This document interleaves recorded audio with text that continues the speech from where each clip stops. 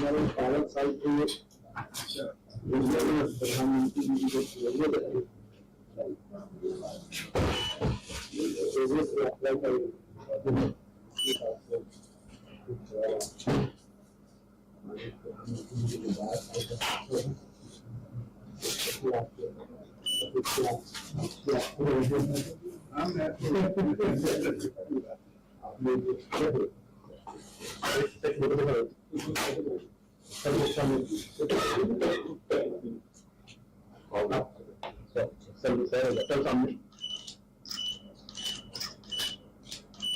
देखो कहीं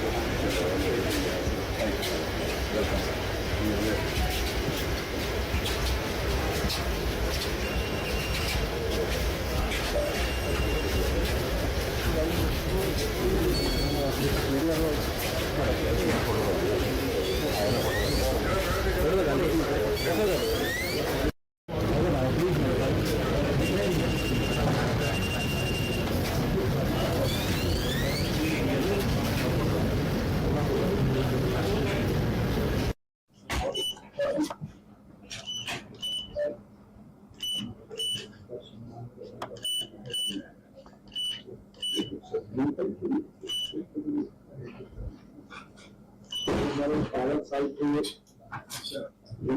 प्रधानमंत्री जी की अप्लाई करें देखो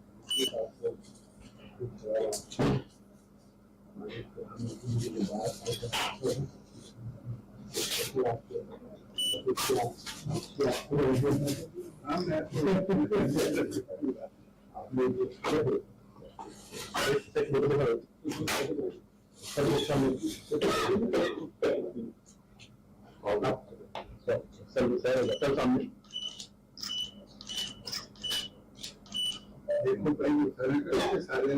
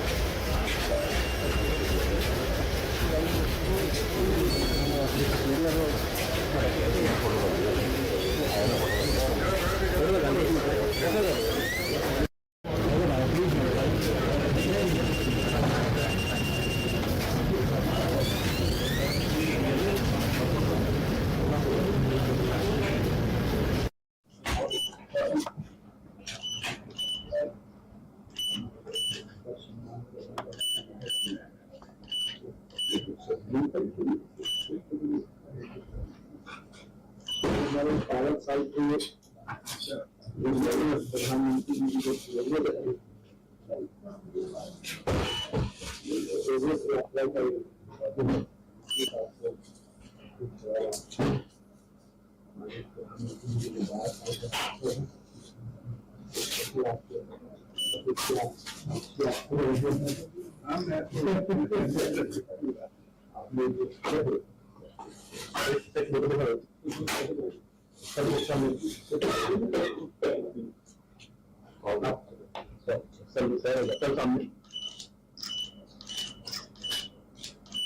देखो कहीं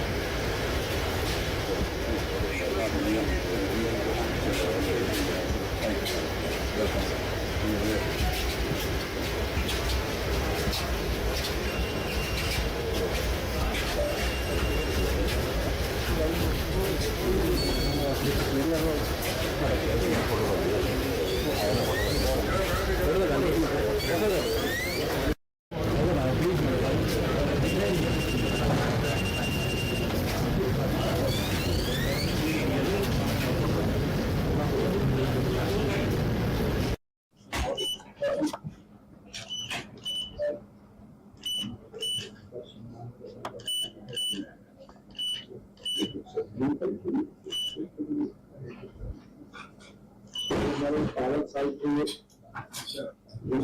प्रधानमंत्री जी को जरूरत है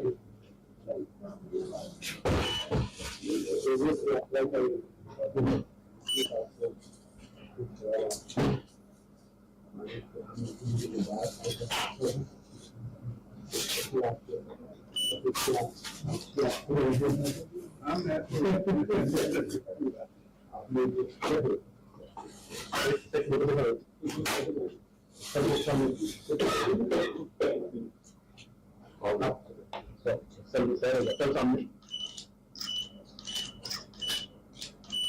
देखो कहीं सारे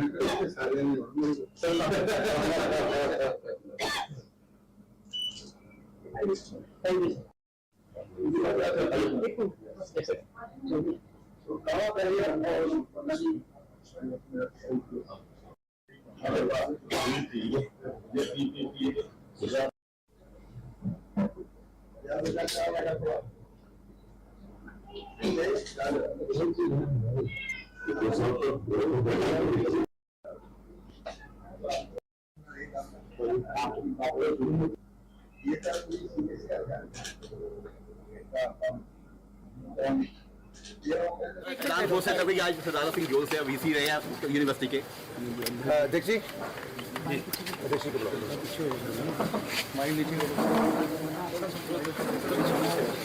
हाँ जी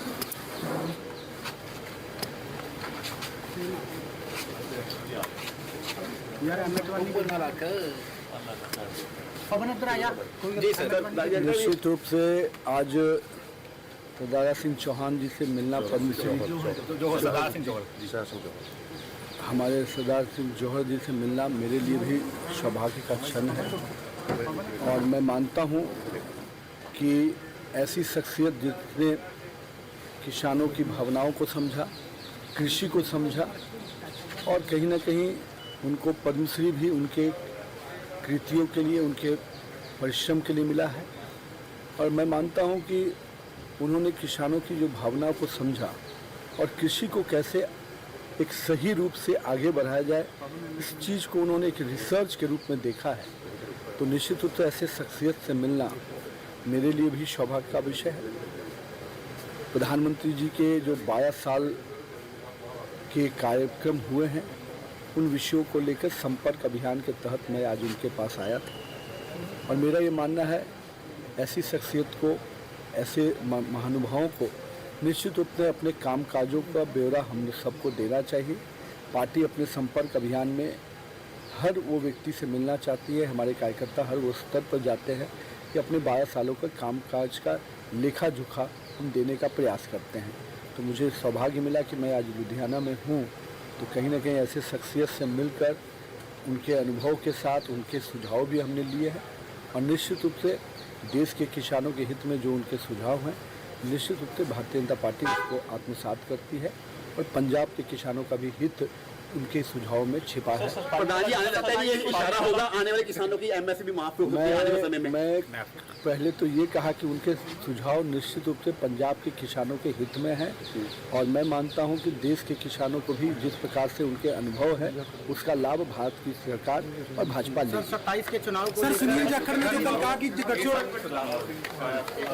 आप ਤੁਹਾਨੂੰ मिले ने आज की क्या कहना चाहेंगे? आपको मिले हैं, आपको किताब भेंट की है, कैसी रही बातचीत? चलो आप तो मैंने पढ़ी नहीं जी है, पता नहीं की है अच्छा जी, आपे की गलबात रही, किमें समझते हो? गलबात की तुम पता पॉलिटिशियन कर ले अगली तो जो स्टॉप स्टेशन ही होंगे ना, गड्डी खड़ी रह चल के उन्हें एग्रीकल्चर बारे गलबात की थी। मैं दस दे ब्याह कुछ होना चाहिए, जे हिम्मत है तो कर लो। तो पंजाब के सिर से इस वेले 4,500 करोड़ का करजा है। वो करजा किदा होया? लोगों वड्डी देंगे है, वड्डी देंगे जो बुरकियां सिट बुरकियां सिट के वोटा लेंगे है, लोगों मंगते बनाता मुँह अड्डी बैठे है, समझे ना। तो मैं उन्होंने कहा भाई जे तुम पावर च आए हो, मेरिया गुड विशेस फॉर यू, जे तुम रोक सकते हैं इन्हों पंजाबियों का स्वैमान कायम रख सकते हैं, कोई इन्वेस्टमेंट करा सकते हो, तो फिर तो फायदा नहीं। तो बाकी तुम भी उदा नहीं है तो बाकी भी उदा नहीं है। मैं सीधी करके ਤੁਹਾਨੂੰ ਕੀ ਲੱਗਦਾ है मुमकिन है, क्योंकि लगातार सरकारां फायदे करी जांदियां ने, फायदे देई जांदियां ने, मुमकिन है? मुमकिन तो है, ऐसी गल नहीं है, लोग इन्ने कमले ने, लेकिन ये तो किसी वेले स्टॉप करना ही पऊ। ये बिना किन्ना कि करी जाओगे, तुम कितने तक चल जाओगे, कौन दो करता? आफ्टर ऑल तो मैं टैक्स जो लोगों से लगना जी, उन्हें घरों तो नहीं पैसे देने। तो मैं तो उन्होंने कहा भी जे कर सकते हो तो ठीक है, नहीं थोड़ी तो बाकी जी फर्क है। मैं ਤੁਹਾਨੂੰ ਕਿਹਾ ਤੇ ਪੰਜਾਬ ਦੇ ਹਾਲਾਤਾਂ ਨੂੰ ਤੁਸੀਂ ਸਮਝਦੇ ਹੋ ਕਿ ਪੰਜਾਬ ਦੀ ਗੱਲ ਕਰ ਰਹੇ 27 ਦੀ ਚੋਣਾਂ ਆ ਰਹੀਆਂ, ਤਾਂ ਲੱਗਦਾ ਕਿ ਦੇਖੋ ਜੀ ਪੰਜਾਬ ਦੀ ਗੱਲ ਤੇ ਚੋਣ ਜਦ ਪੋਲੀਟੀਸ਼ੀਅਨ ਆਉਂਦਾ ਉਹਨੇ ਇਹ ਗੱਲ ਤਾਂ ਕਰਨੀ ਹੀ ਕਰਨੀ, ਸਮਝੇ ਨਾ। ਲੇਕਿਨ ਇੱਕ ਬਹੁਤ ਵੱਡੇ ਪੋਲੀਟੀਸ਼ੀਅਨ ਨੇ ਮੈਨੂੰ ਕਿਹਾ ਸੀ, ਕਹਿੰਦਾ ਸੀਗਾ ਪੋਲੀਟੀਸ਼ੀਅਨ ਦੀ ਗੱਲ ਤੇ ਇਤਬਾਰ ਨਹੀਂ ਕਰਨਾ ਚਾਹੀਦਾ। ਅੱਗੇ ਭਾਈ ਇਹਨਾਂ ਦਾ ਪਤਾ ਨਹੀਂ, ਕਰ ਦੇਣਗੇ ਤਾਂ ਬਹੁਤ ਮਿਹਰਬਾਨੀ, नहीं करते तो इन्होंने दूजे की फर्क है। ਤੁਹਾਨੂੰ ਲੱਗਦਾ ਜੀ ਸੈਂਟਰ ਨੂੰ ਜਿਹੜਾ ਵਾ ਪੰਜਾਬ ਦੀ ਸਪੋਰਟ ਕਰਨੀ ਚਾਹੀਦੀ, ਕਰਜ਼ਾ ਜਿਹੜਾ ਮਾਫ ਕਰਾਉਣ ਦੇ ਲਈ तो सेंटर को करे, कहते तुम दिता सेंटर क्यों करे भाई? ਹਾਂ है उन्हें तो नहीं खर्चा थोड़ा पैसा, तुम लोगों को बुरकियां सिट बैंक बंदियां दे के पैसा खर्चा, ये थोड़े प्यो का पैसा, लोगों के टैक्स का पैसा है, इन्हें बंद करो। ਅੱਜ ਵੀ ਮਹਿਲਾਵਾਂ ਨੂੰ 1000 ਰੁਪਏ ਦੇਣ ਦੀ ਗੱਲ ਕੀਤੀ ਜਾ ਰਹੀ ਹੈ, ਹੋਰ ਸਕੀਮਾਂ ਨੇ, ਫ੍ਰੀ ਫੰਡ ਤੇ पैसे की वेस्टेज है। और यंग कुड़ियाँ तुरी जांदियां, मैं तो दिखा देना 50 साल दियाँ, एक लाइन जो मुफ्त में छड़ता, अच्छा सर पानी मुफ्त जहर भी नहीं छड़ते लोग। हाँ जी, पानी लेके तुसी पिछले दिनी चिंता जताई सी, ये दिन मैं तो 1986 जा रहा, मैं 1986 पहली रिपोर्ट दी थी कि भाई जे पंजाब का वाटर लेवल कायम रखना है ਤੇ ਕਮ ਸੇ ਕਮ 20% ਏਰੀਆ ਜਿਹੜਾ ਇੱਥੇ ਸੇ ਕੱਢੋ। ਐਤਕੀ ਦੀ ਰਮ ਚ ਜਦ ਅਮਰਿੰਦਰ ਸਿੰਘ ਲਿਆ ਉਦੋਂ ਮੈਂ ਉਹਨੂੰ ਕਿਹਾ ਸੀ, ਉਦੋਂ ਮੈਂ ਕਿਹਾ ਸੀ ਵੀ ਮੈਨੂੰ ਉਹਨੇ ਇਹ ਵਾਅਦਾ ਕੀਤਾ ਸੀ ਕਿ ਜੇ ਮੈਂ ਪਾਵਰ 'ਚ ਆ ਗਿਆ ਡਾਕਟਰ ਜੋਹਲ ਦੀ ਰਿਪੋਰਟ ਨੂੰ ਰਿਵਾਈਜ਼ ਕਰਕੇ ਤਾਂ ਉਹਨੇ ਮੇਰੀ ਇਕੱਲੇ ਰਿਪੋਰਟ ਥੋੜ੍ਹਾ ਯਾਰ 20-25 ਬੰਦਿਆਂ ਦੀ ਰਿਪੋਰਟ ਇਕੱਠੀ ਹੋਈ 100 ਫਾਰਮਰ ਨੂੰ ਕੰਸਲਟ ਕੀਤਾ ਹੈ ਤੇ ਉਹ ਕਹਿੰਦੇ ਮੈਂ ਇਹਨੂੰ ਲਾਗੂ ਕਰੂੰਗਾ ਪਰ ਕੀਤਾ ਨਹੀਂ। ਗੱਲ ਤਾਂ ਹੈ ਨਾ। ਸੋ ਮੈਂ ਤਾਂ ਉਹਨਾਂ ਨੂੰ ਕਿਹਾ ਭਾਈ ਜੇ ਤਾਂ ਤੁਸੀਂ ਉਹੀ ਕੰਮ ਕਰਨਾ ਤਾਂ ਫਿਰ ਦੂਜੇ ਤੇ ਨਾਲ ਤੁਹਾਡੇ ਤੋਂ ਕੋਈ ਫਰਕ ਨਹੀਂ, ਕੋਈ ਆ ਜਾਵੇ।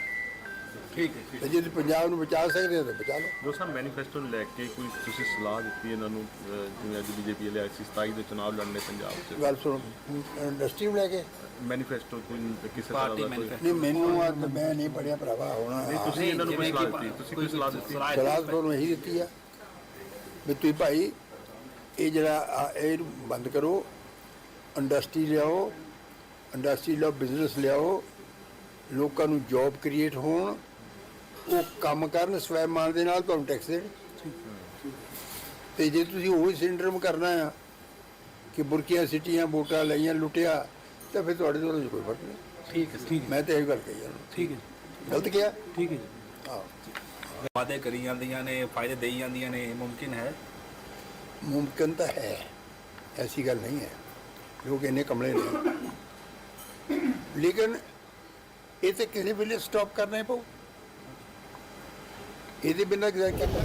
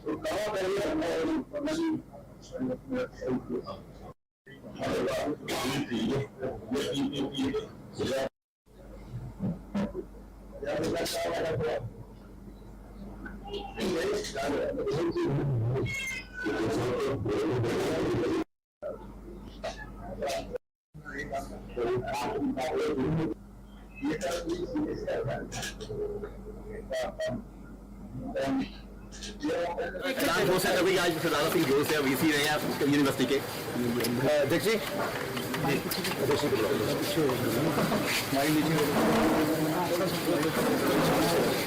हाँ जी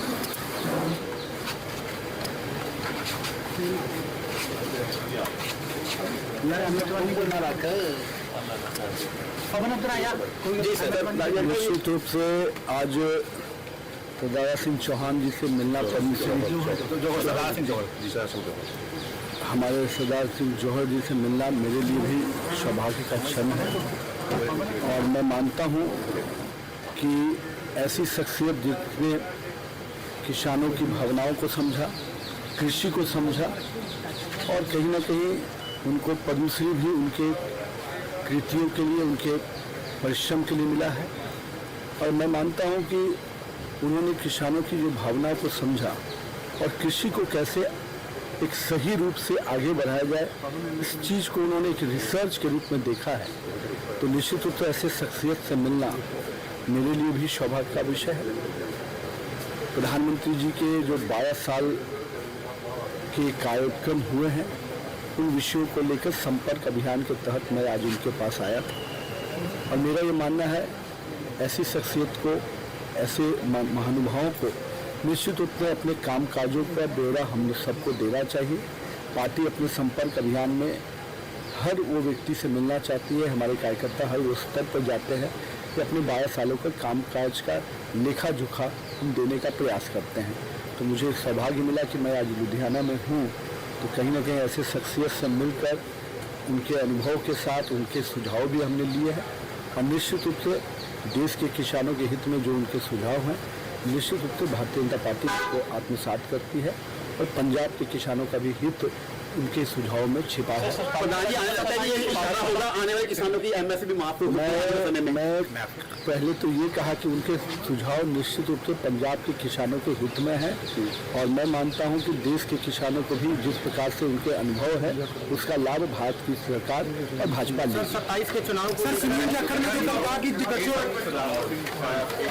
आप ਤੁਹਾਨੂੰ मिले ने आज की क्या कहना चाहेंगे? आपको मिले हैं, आपको किताब भेंट की है, कैसी रही बातचीत? जवाब तो मैंने पढ़ी नहीं जी पता नहीं की है ਅੱਛਾ ਜੀ, ਤੇ ਕੀ ਗੱਲਬਾਤ ਰਹੀ, ਕਿਵੇਂ ਸਮਝਦੇ ਹੋ? ਗੱਲਬਾਤ ਕੀ ਤੁਹਾਨੂੰ ਪਤਾ ਪੋਲੀਟੀਸ਼ੀਅਨ ਕਰ ਲਿਆ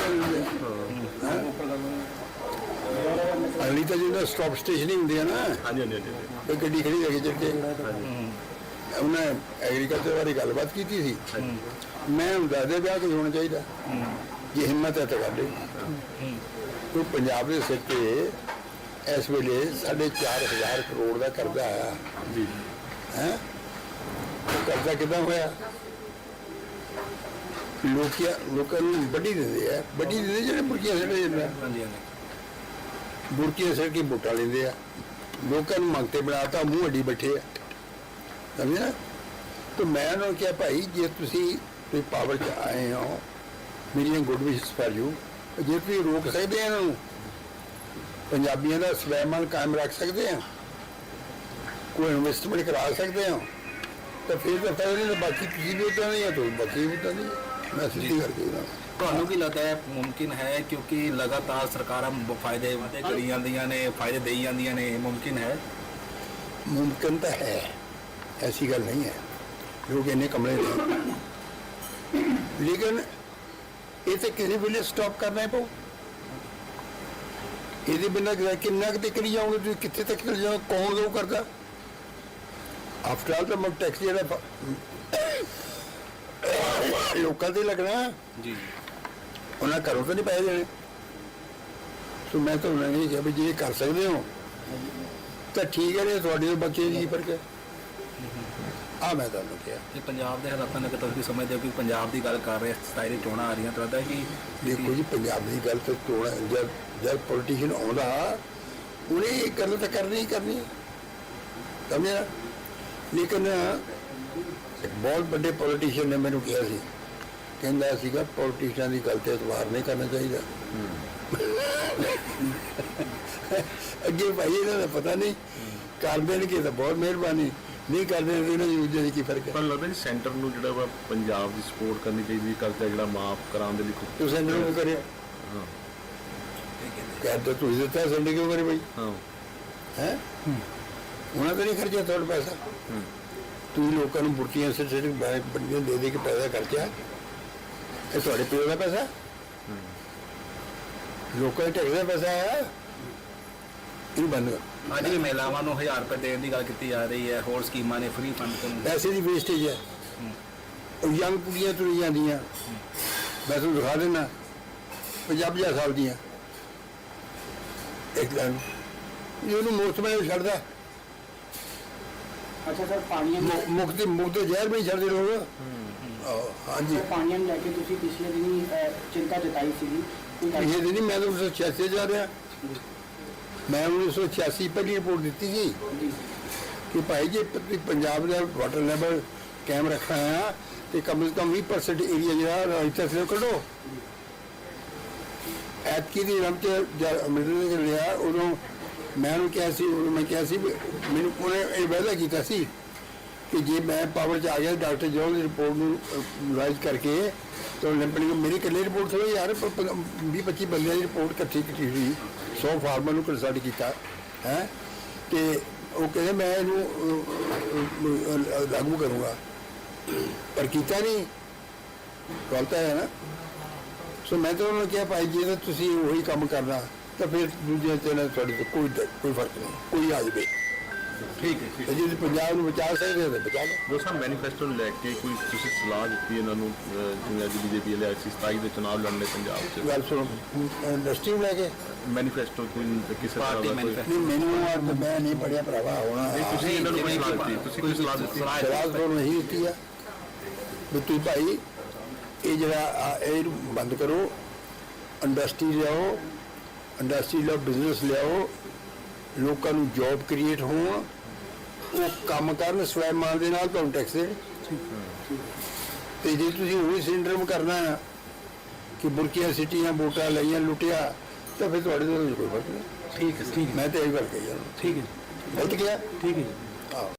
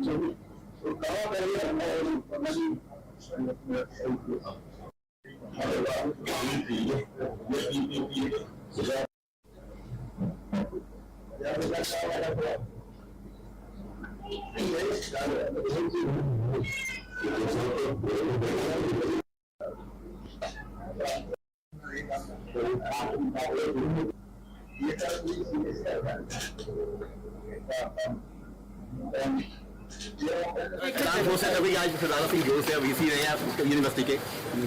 देखिए हाँ जी,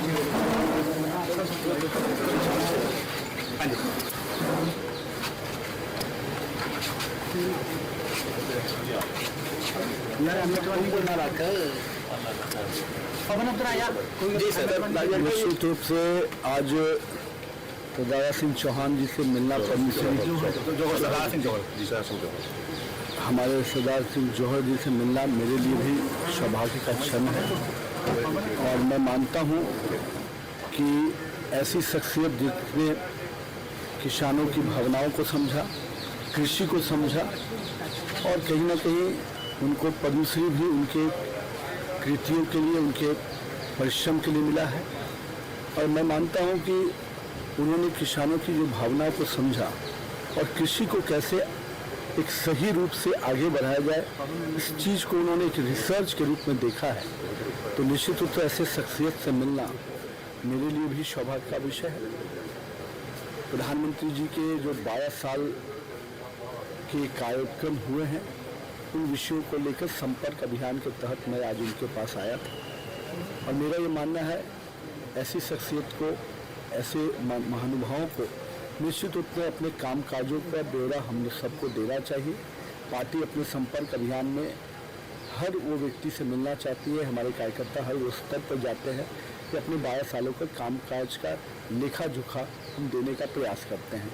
तो मुझे सौभाग्य मिला कि मैं आज लुधियाना में हूँ, तो कहीं ना कहीं ऐसे शख्सियत से मिलकर उनके अनुभव के साथ उनके सुझाव भी हमने लिए हैं और निश्चित रूप से देश के किसानों के हित में जो उनके सुझाव हैं निश्चित रूप से भारतीय जनता पार्टी को आत्मसात करती है और पंजाब के किसानों का भी हित उनके सुझाव में छिपा है। प्रधान जी, आने लगता है कि ये इशारा होगा आने वाले किसानों की एमएसपी माफ होगी आने में। मैं पहले तो ये कहा कि उनके सुझाव निश्चित रूप से पंजाब के किसानों के हित में है और मैं मानता हूँ कि देश के किसानों को भी जिस प्रकार से उनके अनुभव है उसका लाभ भारत की सरकार और भाजपा ने 27 के चुनाव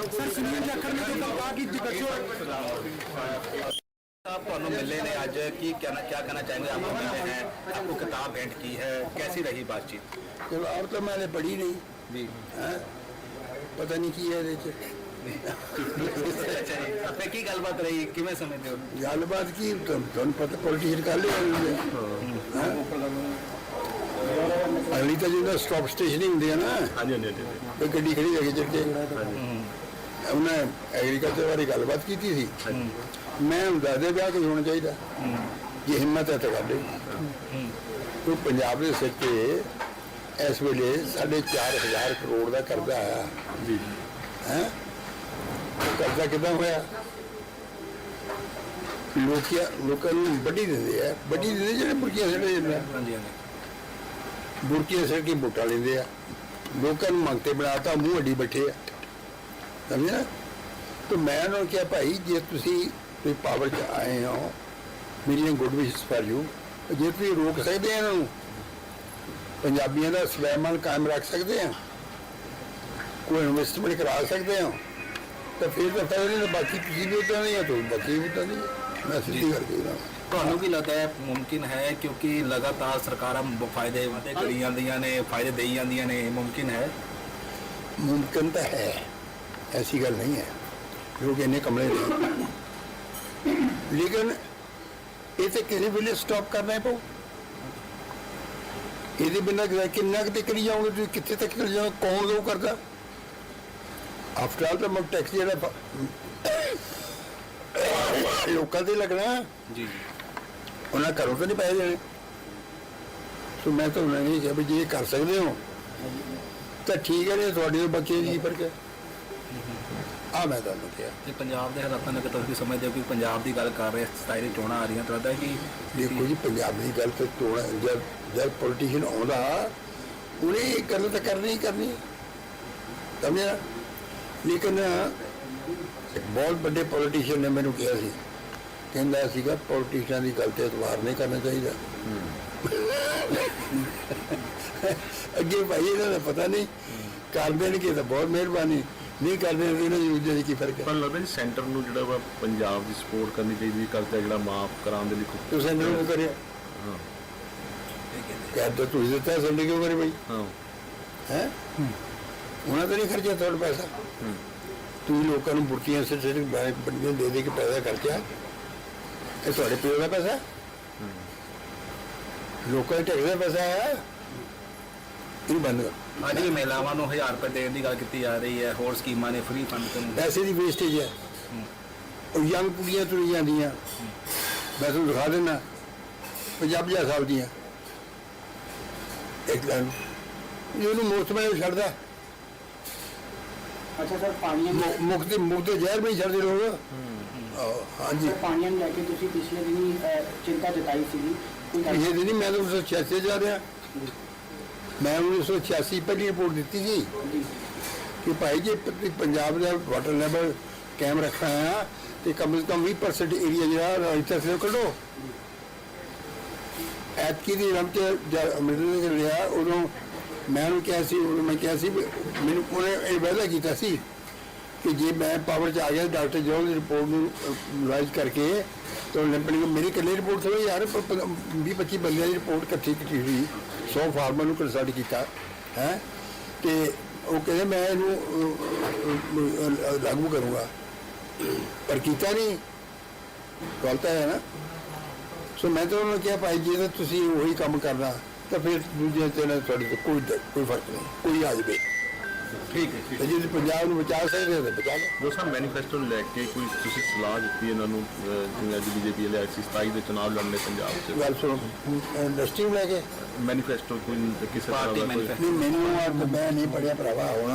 ਤੁਸੀਂ ਇਹਨਾਂ ਨੂੰ ਕੋਈ ਸਲਾਹ ਦਿੱਤੀ, ਤੁਸੀਂ ਕੋਈ ਸਲਾਹ ਦਿੱਤੀ? ਸਲਾਹ ਤੋਂ ਨਹੀਂ ਦਿੱਤੀ ਆ ਵੀ ਤੁਸੀਂ ਭਾਈ ਇਹ ਜਿਹੜਾ ਇਹ ਬੰਦ ਕਰੋ, ਇੰਡਸਟਰੀ ਲਿਆਓ, ਇੰਡਸਟਰੀ ਲਿਆਓ, ਬਿਜ਼ਨਸ ਲਿਆਓ, ਲੋਕਾਂ ਨੂੰ ਜੌਬ ਕ੍ਰੀਏਟ ਹੋਣ, ਉਹ ਕੰਮ ਕਰਨ ਸਵੈਮਾਨ ਦੇ ਨਾਲ, ਤੁਹਾਨੂੰ ਟੈਕਸ ਦੇਣ।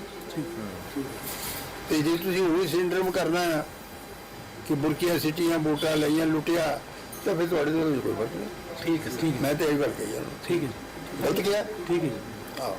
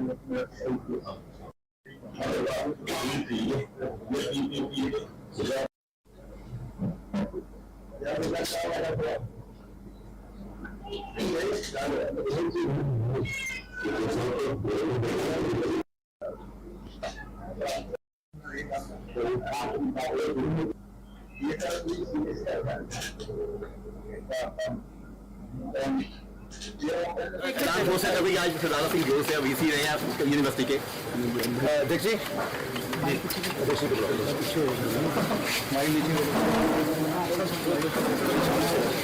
हाँ जी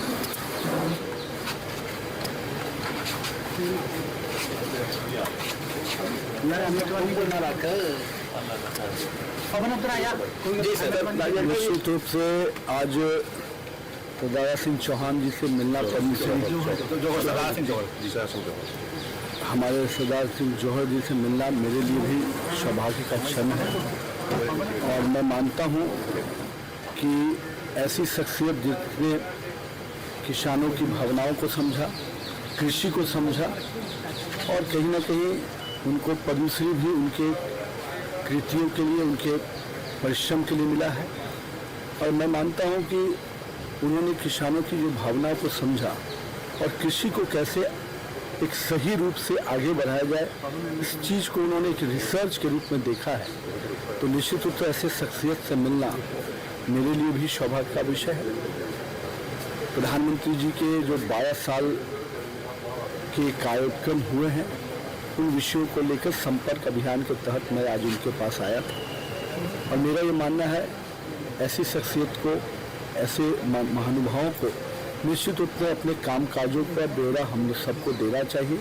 पार्टी अपने संपर्क अभियान में हर वो व्यक्ति से मिलना चाहती है। हमारे कार्यकर्ता हर वो स्तर पर जाते हैं कि अपने 12 सालों का काम काज का लेखा जोखा हम देने का प्रयास करते हैं।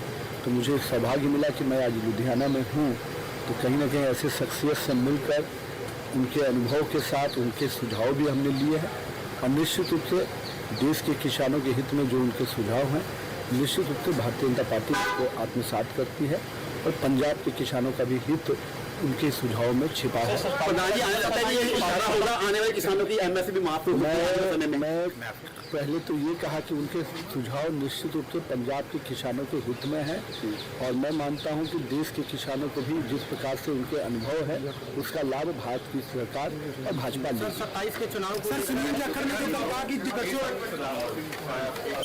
आप ਤੁਹਾਨੂੰ मिले ने आज की क्या कहना चाहेंगे? आप मिले हैं, आपको किताब भेंट की है, कैसी रही बातचीत?